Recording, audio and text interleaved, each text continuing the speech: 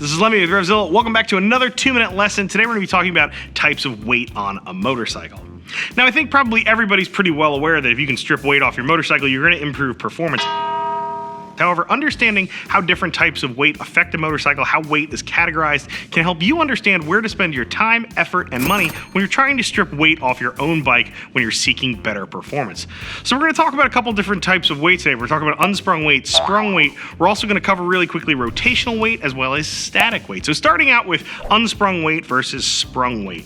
This sort of delineates the difference of weight that is carried by the suspension versus weight that is not. Now the really easy way to sort of figure out whether something is sprung or not sprung is simply push down on it. If we press down, say, on the wheel and tire, it doesn't move. If an item doesn't move, it's probably unsprung weight. If you press down on it, however, and it does move, it's probably sprung weight. So you can see here the rider, the engine, the chassis, these are all sprung items.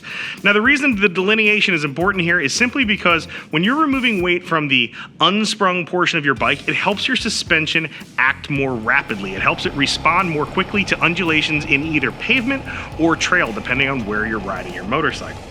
Now, of course, another type of weight that's not mutually exclusive is rotational weight versus static weight. Static weight are things on the bike that simply just chill out there. Your handlebars are static weight. Rotational weight is weight that does just that. It rotates. So if we talk about your wheels and tires, if we talk about perhaps your chain and sprockets, these are items that are rotational. And the reason this is important is because rapidly accelerating and decelerating an item takes lots of energy, much more so than simply keeping something rolling on down the road. Now, of course, if it's going to use up energy and we can lighten it, that's very helpful. So anywhere you can drop weight from a rotational item will typically help acceleration and braking. It's part of the reason you can see those big holes in that sprocket down there, even on a factory motorcycle like this one.